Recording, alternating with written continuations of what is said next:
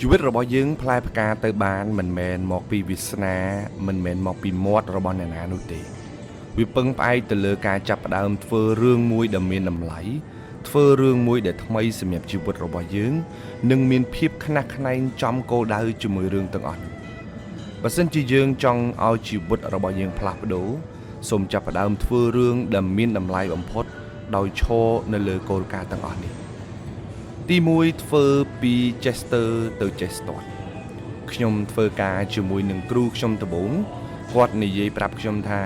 គ្មាននរណាម្នាក់អត់ខ្ចោះទេបើយើងគិតថាធ្វើអ្វីទៅបានផលហើយល្អប្រសើរសម្រាប់ជីវិតរបស់យើងគឺយើងចាប់ផ្ដើមធ្វើទៅគ្មាននរណាខំប្រឹងមួយថ្ងៃបានផលនោះទេសូម្បីតែដាំបាយក៏ត្រូវការពេល10ទៅ30នាទីដែរដើម្បីឆ្អិនអ្នកខ្លះគាត់មានសមត្ថភាពខ្លាំងមែនទែនប៉ុន្តែអ្វីដែលគាត់មិនទទួលបានផលនោះគឺខ្វះភាពក្លាហាននៅក្នុងការចាប់ផ្ដើមធ្វើវាចាំមាននេះ